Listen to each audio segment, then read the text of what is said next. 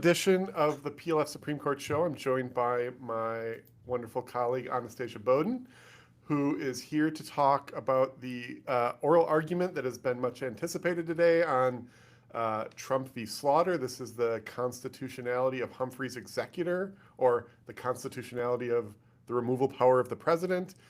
Anastasia, why don't you set the stage? What is Humphrey's executor? What was this case about? Yeah, so this case is effectively about the president's ability to fire or remove people who work for him in the executive branch. The Constitution obviously doesn't explicitly say anything about this, but going as far back as the first Congress, that Congress decided that the president must have the ability to remove rather freely people who work for him in order to keep those people politically accountable. Of course, the buck stops with the president. He's the most public facing person. You can vote him out. He can be impeached. So ultimately, if he's not able to control the people who work for him, those people are independent of any political accountability. But despite the first Congress saying that, over the years, the Supreme Court has allowed Congress to limit the president's ability to remove officers in the executive branch, starting with Humphrey's executor, which dealt with the FTC, and the FTC is, of course, at issue in this case that was heard today, and then eventually in Morrison versus Olson, which resulted in one of is largely widely regarded as one of the best dissents of all time by Justice Scalia. And now this is the court's chance to kind of reverse course and reinstate the president's ability to fire people who work for him and to vindicate Justice Scalia, who was a solo dissenter in only his second year on the bench. So that's what was at play today. Wow, thank you. And let me just set the stage. I haven't had a chance to listen to the full argument. I called you in because Oliver was at the argument this morning, and I'm sure he will have some more recap when we get a chance to speak to him again. And Damien is out sick today, so I saw that you had. So it's third choice. Pardon? So it's third choice. You're the best choice, though. You also were. I happened to see on my X feed that you had been live tweeting some of the argument. I encourage everybody to go check out Anastasia's excellent Twitter feed. But so tell us, what are your sort of initial thoughts of how the argument went? Yeah, a few things I think really slapped me in the face. I was up wide awake, 7 a.m. our time, listening to this, and just was immediately tweeting because I felt a little outraged. I mean, I think the arguments lately have gotten a little bit spicier, snippier. I think some of the opinions have gotten. I know you hate spicy's overused. We need a adjective. Someone needs to bust that out of the source. But anyway, some of the opinions have At least gotten it's not a little fiery. Fiery is what I object to. fiery. The fiery dissents. Yes. Everybody's fiery. Yeah. Scathing. But they've gotten a little wild, let's say. And this argument starts, and Justice Sotomayor, what does she say exactly? She says, "You're asking us to destroy the structure of government, are you not?" What is one even supposed to? That's not a real question. That is a statement. Yeah. And it's unnecessary. But in addition to that, I have to say, as I think that Solicitor General John Sauer is a great advocate. I didn't think he was at his finest today in standing up to a lot of those criticisms. I thought there were a lot of opportunities for him to fight back on that and say, this isn't about destroying the structure of our government or even destroying these administrative agencies, although I would gladly, me personally, dance on their graves a little bit. But that's not actually what it's about. It's about restoring political accountabilities to these agencies that are largely operating without any oversight and regulating everyday activities of ordinary Americans that really should not be any of their business in the first place. And he didn't really have those broad sweeping statements that I think you get out of someone like a Paul Clement. There's a portion in Loper Bright where it was just pages where he was uninterrupted with this beautiful articulation of the values underlying the separation of powers. And we didn't get that here. And I thought it was a little disappointing. So let's just steelman the other side for a little bit, because I sort of agree that the idea that these agencies are unaccountable to anybody gives me the heebie-jeebies.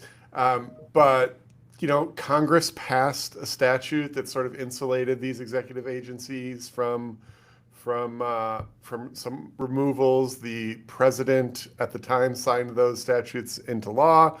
isn't the accountability then with the legislative branch to take back some of the power that it has willingly given away? So why is the sort of friend of liberty on the side of a authoritarian president who wants to put in his cronies and do whatever he wants? Why is that more sort of accountable than the legislature's accountability? Yeah, well, I mean, there's a couple answers to that. One is Congress isn't overseeing these people either, right? These bureaucrats are free of any oversight, and Congress is very happy to offload its job to somebody else so that itself can avoid political accountability for what should be its own actions. So it's just unlikely that Congress is going to step in and be like, oh, let me do that or get involved. It wants to offload it to these bureaucrats. It doesn't want to do its job. It's better for it politically. But yeah, that was kind of the theme of the argument, is who has the moral high ground here. And you saw Justice Jackson talk about this a lot. Congress decided that this was in the public interest, limiting the ability of presidents to interfere, giving those agencies independence. Congress values that independence. That's a good thing. It's decided it's a good thing. Who are you to say otherwise? And I think ultimately that's not all that satisfying. Because if you look at how it all plays out in real life, these agencies are not just filled with bureaucrats who are, neutrally applying their technical expertise in a way that's devoid of politics. No, these are political actors making bare political decisions, and you can see the way that it plays out. You have these bureaucrats who spend years making a decision, a scientific, reasoned, technical decision, and then the second the next administration comes in, they flip on it. Tell me that's scientific expertise. It's not. It's all politics. It's politics all the way down. And so I don't think it's very it's not satisfying to say that these people really need independence. So getting away from sort of the policy reasons why one would want these independent agencies, what's the straight constitutional argument for why they're unconstitutional to sort of insulate the president or to prevent the president from removing individuals in these positions? Yeah, I think the theory is rooted really in a doctrine that's been being developed over the years and is gaining a lot of headway, especially at the court. And that's the unitary executive theory, which says that, the president exercises Article 1 authority, all Article 1 authority, and that the other branches cannot impede that authority. Otherwise, it blurs the separation of powers. It blurs the lines of political accountability. It's a structural concern. This is something that comes out at some point. This drove me crazy, too. Justice Jackson says, nothing in the Constitution says Congress can't do this. Nothing in the Constitution says Congress can't limit the president's ability to fire. Well, first of all, Congress can only act pursuant to enumerated powers, so that just gets the whole structure of the Constitution incorrect.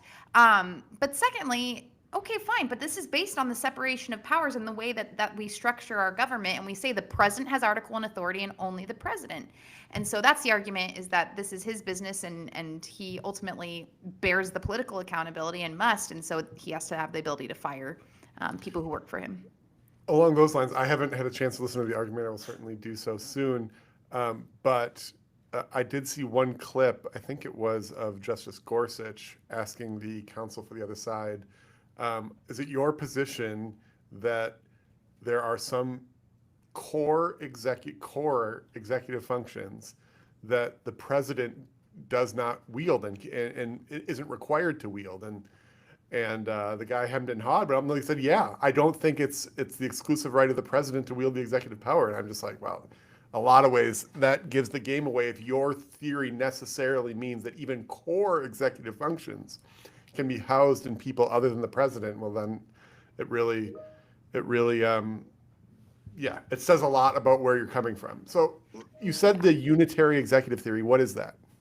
Oh, and I just to follow up on that really quickly, Justice Kagan's response to that was, well, that's never going to happen. Like, Congress has never actually done that. Come on, Congress is bipartisan. It's filled with people on both sides of the aisle, and they're never going to structure these independent agencies in ways that totally take away the executive's power. Just a little bit of executive power. I've been calling it the three Goldilocks theory of executive power. But that's a cold comfort. Congress hasn't done it yet. Yeah. Anyway, yes, unitary executive theory is that all of that authority rests with the president and none of it can be usurped by the other branches. And I think people get really nervous about that, but it doesn't mean that that the president can do anything. It just means the core powers that he has pursuant to the Constitution, he has full purview over.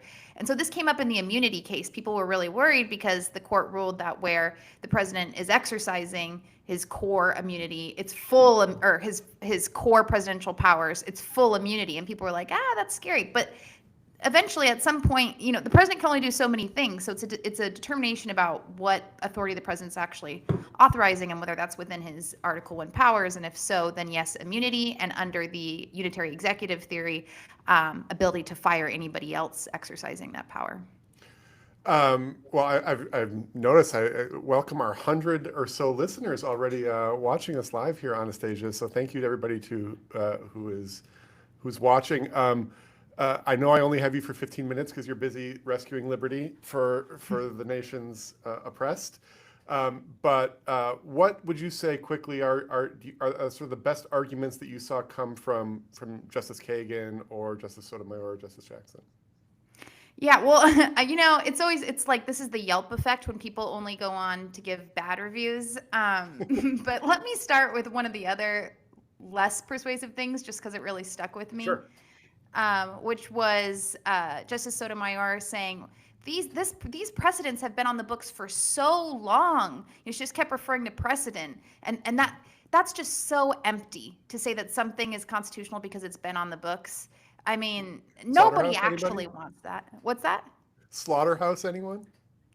Exactly. And nobody really wants that, right? I am sure there are decisions that Justice Sotomayor would like wiped off the books, even if it's 100 years. Some of the ones that came recently, she would love if those were wiped off the books in 100 years. And one of the things that she says is, you're saying that those sage justices who wrote those opinions, that they weren't right and that the current justices are smarter than they were. Well, that's the practice of law, and that's a really rudimentary way of putting it, that they're smarter. It's not that they're smarter. It's just that, with the benefit of history and more research, we've determined that was the wrong way to interpret the Constitution. I mean, Leslie was in force for 50 some years, right? Does that mean that it's sacrosanct? Exactly right. Nobody would really say that. It's just such it's an easy criticism to throw out that actually has no substance. And I did like Justice Kavanaugh jumped in later and he was like, this was like way later in the argument too, but he wasn't going to let that go. He was like, well, you do have Justice Scalia and Justice Taft on your side, right? Not too shabby, because they were with this argument about unitary. Wow, that's a little spicy from Kavanaugh. Kavanaugh's usually the milquetoast answer for a lot of these. Yeah, I felt that way about Chief Justice too. He's like gotten a little spicy with the times too. Everyone's getting spicy. The thing with the chief though is he'll be spicy to both sides, and sometimes it's tongue in cheek, but he always has like a zinger, I think, to throw out at everybody. I did see one criticism on X that I thought was decent, and I think it was from Justice Kagan. Now I'm not going to get it right, but yeah. I'm not going to get it right. I'll have to think about it for the next iteration of the PLF Supreme Court show. But in the last few minutes that I have you, what are your sort of overall thoughts of where this goes? Is this a June decision that we wait for? Any other big picture thoughts? It's certainly one of the most anticipated cases of the term. I'm sure it'll be late, even though I think we all also always knew and now know exactly where this case is going. I think the case is going to at least walk back Morrison versus Olson and Humphrey's Executor a little bit. There were some people I read who were suggesting that, no, actually, you can squarely fit this within Humphrey's Executor because FTC now is so different than it was then. And so you can try to make some argument like that. I don't think so. I think they're walking it back. And that's maybe why this argument was so spicy, because it's sort of a foregone conclusion. So it was a lot of just virtue signaling on both sides. Well, there's been how many cases in sort of the emergency docket have there been that have stayed decisions from lower courts that have a lot or sort of reinstated people that Trump had removed? So, we have 6 or 7 of those precedents on the book, presumably because the court is inclined to hold that those decisions were incorrect, and that's sort of what we've been waiting for. But do we think we have to wait?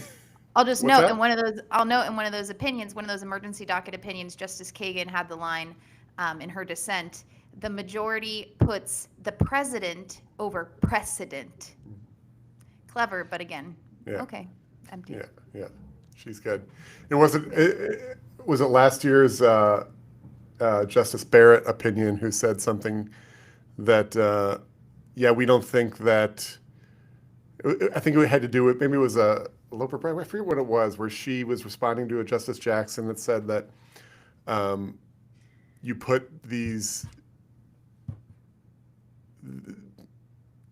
agency officials, like they should be on a pedestal or something, or I don't remember exactly what it was. Then Justice Barrett said something like, "You want to put the people in the robes as unaccountable. That people in the robes get all of this power," and she was trying to give it away. Do you remember? Do you remember when I'm talking about what case that was?